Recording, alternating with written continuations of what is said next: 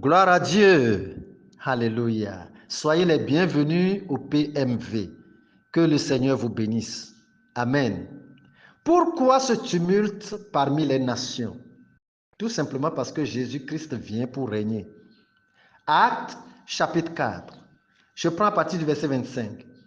C'est toi qui as dit par le Saint-Esprit, par la bouche de notre Père, ton serviteur David, pourquoi ce tumulte parmi les nations et ces vaines pensées parmi les peuples? Les rois de la terre se sont soulevés et les princes se sont ligués contre le Seigneur et contre son nom. En effet, contre ton saint serviteur Jésus que tu as oint, Hérode et Ponce Pilate se sont ligués dans cette ville avec les nations et avec les peuples d'Israël pour faire tout ce que ta main et ton conseil avaient arrêté d'avance. Alléluia. Tumulte veut dire grand mouvement, accompagné de bruit et de désordre. Nous avons souvent remarqué cela dans les marches de protestation politique. Cela répond bien avec les politiciens. Et cela est propre au monde. Et c'est compréhensible. Mais un pareil mouvement qui se manifeste dans les affaires évangéliques se voit comme anormal. Et c'est ça qui surprend les apôtres qui ne s'y attendaient pas du tout. Des soulèvements, des manifestations lors de la prédication de l'évangile, des bruits, des tapages. Et alors l'apôtre Pierre crie à Dieu en disant, pourquoi Seigneur ce tumulte parmi les nations? Parce que vous savez, Pierre ne comprenait pas encore la prophétie. Pierre avait puisé cette citation d'un psaume de David. David était-il un prophète? Disons plus que prophète, sans qu'il ne le sache lui-même. David avait beaucoup prophétisé par des hymnes, par des cantiques, par des psaumes, par des complaintes, mais sans s'en rendre compte lui-même. Il disait, pourquoi ce tumulte parmi les nations?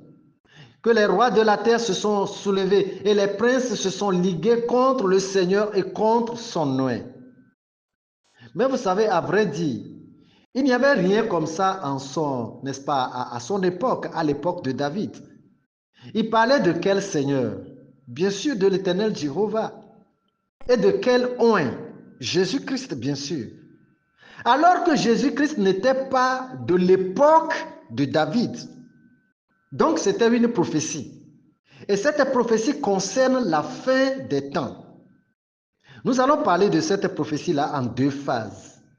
La phase apostolique et la dernière phase qui aura lieu au retour de Jésus-Christ avec les saints, après le règne de 1000 ans. Vous savez que la naissance même de Jésus-Christ, loin de l'Éternel, a créé un bouleversement énorme sur la terre. Juste sa naissance.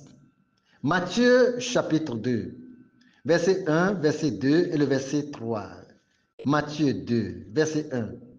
Jésus étant né à Bethléem en Judée, au temps du roi Hérode, voici des mages d'Orient arrivèrent à Jérusalem et dirent, où est le roi des Juifs qui vient de naître?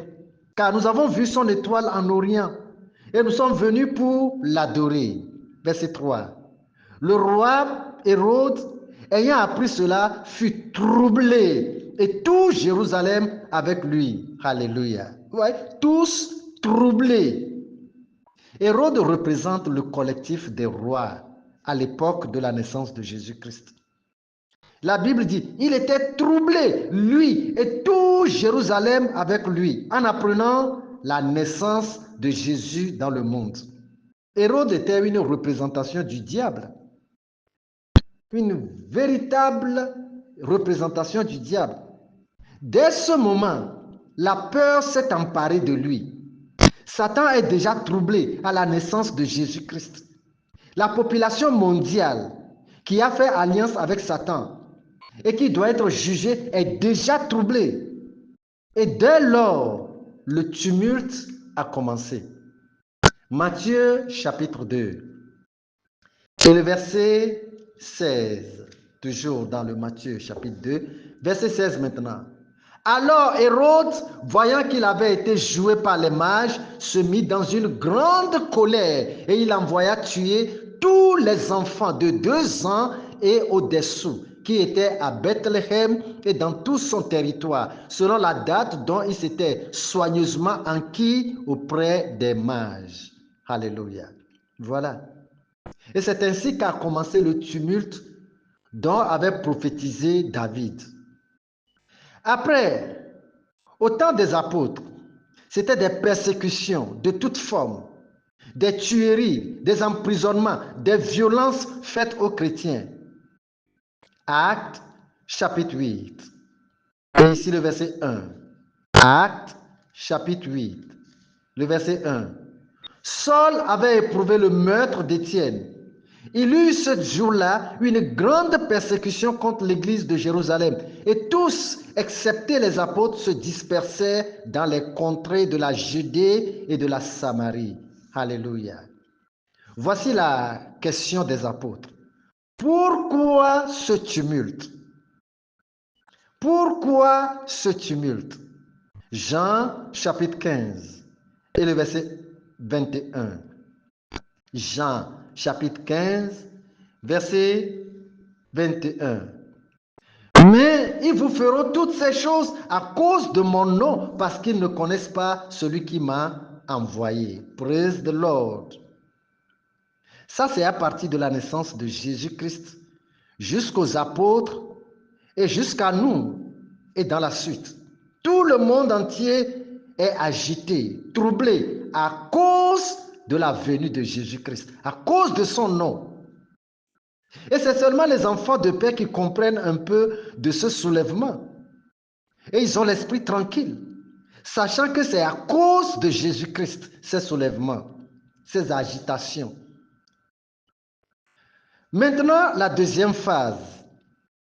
Cela concerne le règne de 1000 ans de Jésus-Christ avec les saints, après le relâchement du diable de la prison de 1000 ans. Alors Pierre et Jean et les autres apôtres et tous les chrétiens de l'époque passée là et de notre époque comprendront la prophétie du roi David. Quand il disait, pourquoi ce tumulte parmi les nations? Les rois de la terre se sont soulevés et les princes se sont ligués contre le Seigneur et contre son nom. Nous allons bientôt tout comprendre. Apocalypse chapitre 20. Je vous dis que cela concerne ce temps-là. Apocalypse chapitre 20, verset 1 jusqu'à 9. Verset 1. Puis je vis descendre du ciel un ange qui avait la clef de l'abîme et une grande chaîne dans sa main. Il saisit le dragon, le serpent ancien qui est le diable et Satan, et il le lia pour 1000 ans. Il le jeta dans l'abîme, fermant et scella l'entrée au-dessus de lui, afin qu'il ne séduisît plus les nations, jusqu'à ce que les 1000 ans fussent accomplis.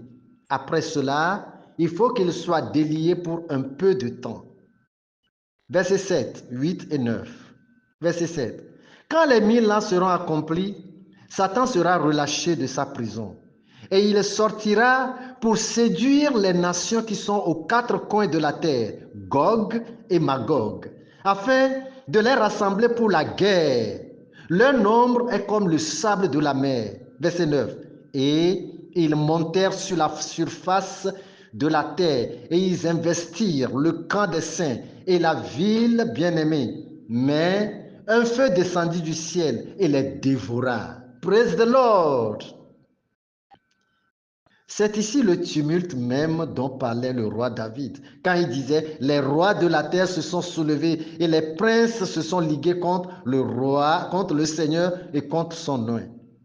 Tous les rois et les princes de la terre, tous les peuples et les nations, sans exception aucune, que la Bible appelle Gog et Magog, un terme uniquement biblique.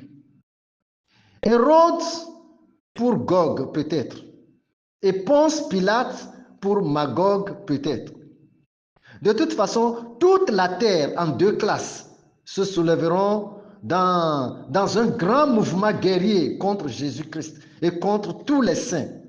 Nous, n'est-ce pas, qui nous sommes lavés dans le sang de Jésus-Christ. Mais gloire soit rendue à Dieu, parce que avant que cette guerre n'atteigne un seul saint, un feu sera sorti du ciel pour les dévorer tous. Gloire à Dieu. Alléluia. C'est ce que le roi David chantait sans le comprendre.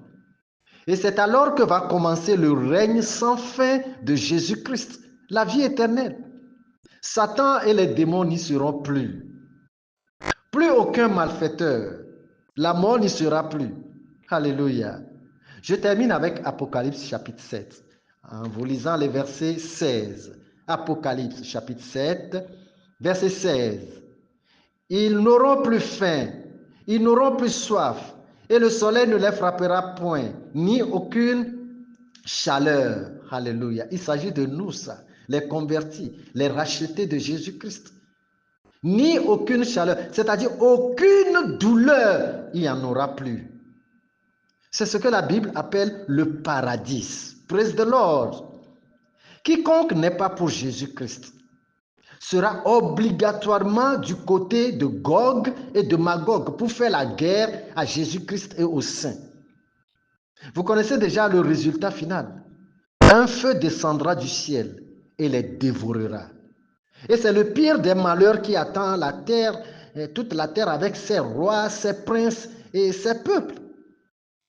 Mais vous et moi, alignons-nous dès maintenant du côté de Jésus-Christ. Donnons-lui toute notre vie. Cachons-nous en lui et nous serons épargnés de ce fléau. Alléluia. Praise the Lord. Que Dieu vous bénisse au nom de Jésus-Christ. Amen. Je vous invite à faire part de ce petit message de vie à quelqu'un aussi pour la gloire de Dieu. Je suis Séraphin Kofi Zozo. Restez bénis. Amen.